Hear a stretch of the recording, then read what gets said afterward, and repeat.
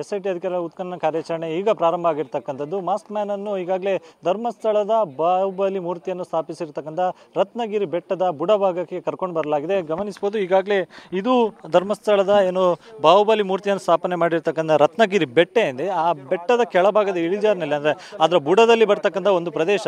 ಇಲ್ಲಿ ನಾನು ಶವವನ್ನು ಹೂತಾಕಿರೋದಾಗಿ ಅನಾಮಿಕ ಮಾಸ್ಕ್ ಮ್ಯಾನ್ ಈಗಾಗಲೇ ಹೇಳಿಕೆಯನ್ನು ಕೊಟ್ಟಿರ್ತಕ್ಕಂಥದ್ದು. ಸೊ ಈ ಹಿನ್ನೆಲೆಯಲ್ಲಿ ಈಗಾಗಲೇ ಆತನನ್ನು ಈ ಭಾಗಕ್ಕೆ ಕರ್ಕೊಂಡು ಬರಲಾಗಿದೆ.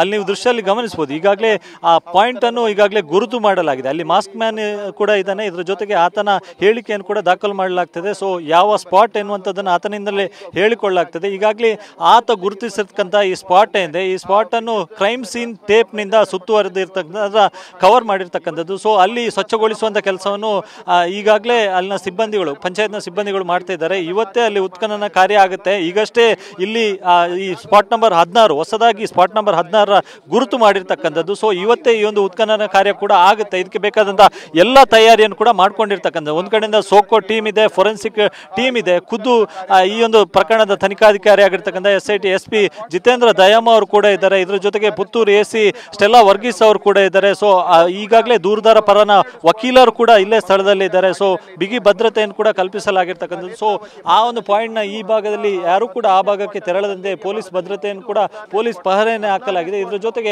ಅಲ್ಲಿ ಅಧಿಕಾರಿ ಸಿಬ್ಬಂದಿಗಳಿಗೆ ಕೂತ್ಕೊಳ್ಳೋದಕ್ಕೆ ಬೇಕಾದಂತಹ ಚೇರ್ ವ್ಯವಸ್ಥೆಯನ್ನು ಕೂಡ ಈಗಾಗಲೇ ಮಾಡಲಾಗಿದೆ. ಈಗಾಗಲೇ ಸಿಬ್ಬಂದಿಗಳು ಅಲ್ಲಿ ಆ ಒಂದು ಸ್ಥಳ ಗುರುತಿಸತಕ್ಕಂಥ ಪಾಯಿಂಟ್ ಏನಿದೆ, ಆ ಒಂದು ಸ್ಥಳದ ಸ್ವಚ್ಛಗೊಳಿಸುವಂತ ಕೆಲಸ ಕೂಡ ಮಾಡಲಾಗ್ತದೆ. ಅಲ್ಲಿ ಗಮನಿಸಬಹುದು, ಮಾಸ್ಕ್ ಮ್ಯಾನ್ ಆ ಅನಾಮಿಕ ದೂರದಾರನ್ನು ಕೂಡ ಅಧಿಕಾರಿಗಳ ಬಳಿ ಹೇಳಿಕೆಯನ್ನು ನೀಡ್ತಿದೆ. ಅಲ್ಲಿ ವಿಡಿಯೋ ಕ್ಯಾಮರಾದ ಮೂಲಕ ಆ ಒಂದು ಹೇಳಿಕೆಯನ್ನು ಕೂಡ ದಾಖಲು ಮಾಡುವಂತ ಪ್ರಕ್ರಿಯೆಯನ್ನು ಮಾಡಿಕೊಳ್ಳಲಾಗ್ತಿದೆ. ಅಂದ್ರೆ ಇಲ್ಲಿ ಯಾವಾಗ ಹೂತಾಕಿರೋದು ಮತ್ತು ಈ ಜಾಗಕ್ಕೆ ಯಾವಾಗ ಬಂದಿರೋದು, ಇಲ್ಲಿ ಯಾವ ಶವ ಅಂದ್ರೆ ಗಂಡಸಿನ ಶವನ ಅಥವಾ ಯಾವ ಶವವನ್ನು ಅಂದ್ರೆ ಯಾವ ಟೈಮಲ್ಲಿ ಹೂತಾಕಿರೋದು, ಸೊ ಇದೆಲ್ಲವನ್ನು ಕೂಡ ಹೇಳಿಕೆಯನ್ನು ಅಲ್ಲಿ ವಿಡಿಯೋ ಕ್ಯಾಮರಾದ ಮೂಲಕ ಸ್ಥಳದಲ್ಲೇ ದಾಖಲು ಮಾಡಲಾಗ್ತದೆ. ಅಂದ್ರೆ ಮಹಜರು ಪ್ರಕ್ರಿಯೆಯನ್ನು ಕೂಡ ಮಾಡಲಾಗ್ತದೆ. ಸೊ ಈಗಾಗಲೇ ನಿನ್ನೆ ಮೊನ್ನೆ ಈವರೆಗಿನ ಕಾರ್ಯಾಚರಣೆ ನೋಡಿದ್ರೆ ಧರ್ಮಸ್ಥಳದ ನೇತ್ರಾವತಿ ಭಾಗ ಇರ್ಬೋದು, ಬಂಗ್ಲೆಗುಡ್ಡೆ ಇರ್ಬೋದು, ನಿನ್ನೆ ಕಲ್ಲೇರಿ ಭಾಗಕ್ಕೆ ಆತ ಕರ್ಕೊಂಡು ಹೋಗಿದ್ದ. ಅಲ್ಲಿ ಪಾಯಿಂಟ್ ನಂಬರ್ 15 ಗುರುತಿಸಲಾಗಿದೆ. ಆದ್ರೆ ಇವತ್ತು ಅಚ್ಚರಿಯ ಬೆಳವಣಿಗೆಯಲ್ಲಿ ಧರ್ಮಸ್ಥಳದ ಆ ಒಂದು ಪ್ರವೇಶ ದ್ವಾರ ಎಂದೆ ಅಲ್ಲಿಂದ ಒಳಭಾಗಕ್ಕೆ ಬಂದು ಈ ಬಾಹುಬಲಿ ಬೆಟ್ಟಕ್ಕೆ ಹೋಗುವಂತ ರಸ್ತೆ ಎಂದೆ ಅಲ್ಲಿಂದ ಮೇಲ್ಭಾಗಕ್ಕೆ ಬಂದು ಈ ರತ್ನಗಿರಿ ಬೆಟ್ಟದ ಬುಡಭಾಗದಲ್ಲಿ ಈ ಒಂದು ಪಾಯಿಂಟ್ ಅನ್ನು ಗುರುತು ಮಾಡಿರ್ತಕ್ಕಂಥದ್ದು. ಅಲ್ಲೊಂದು ಮರ ಏನು ಕಾಣಿಸ್ತಾ ಇದೆ, ಆ ಮರದ ಕೆಳಭಾಗದಲ್ಲಿ ಈಗಾಗಲೇ ಪಾಯಿಂಟ್ ಅನ್ನು ಗುರುತಿಸಿ ಮಾಡಿರ್ತಕ್ಕಂಥದ್ದು.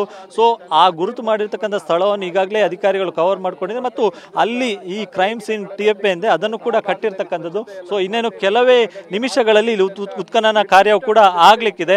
ಇಲ್ಲಿ ಗಮನಿಸಬಹುದು, ಹಾರೆ ಪಿಕ್ಕಾಸ್ಗಳನ್ನು ಕೂಡ ಈಗಾಗಲೇ ತರಲಾಗಿದೆ. ಈ ಭಾಗದಲ್ಲಿ ಹಾರೆ ಪಿಕ್ಕಾಸ್ಗಳನ್ನು ಕೂಡ ತಂದಿಟ್ಟಿರೋದನ್ನು ನೀವು ಗಮನಿಸಿಕೊಳ್ಬಹುದು. ಇದರ ಜೊತೆಗೆ ಈ ಒಂದು ಸ್ಪಾಟ್ನ ಪಾಯಿಂಟ್ ನಂಬರ್ 16ಕ್ಕೆ ಸಂಬಂಧಪಟ್ಟಂತ ದಾಖಲೀಕರಣ ಅದರ ಡಾಕ್ಯುಮೆಂಟ್ಸ್ ಏನಿದೆ ಅದನ್ನು ಕೂಡ ಸ್ಥಳದಲ್ಲೇ ಲ್ಯಾಪ್ಟಾಪ್ಗಳನ್ನು ಇಟ್ಕೊಂಡು GPS ಆಧಾರಿತ ಲೊಕೇಶನ್ ಆಧರಿಸಿ ಸೊ ಅದನ್ನು ಕೂಡ ದಾಖಲು ಮಾಡುವಂತ ಕೆಲಸವನ್ನು ಕೂಡ ಟೆಕ್ನಿಕಲ್ ಆಗಿ ಕೂಡ ಮಾಡ್ತಾರೆ.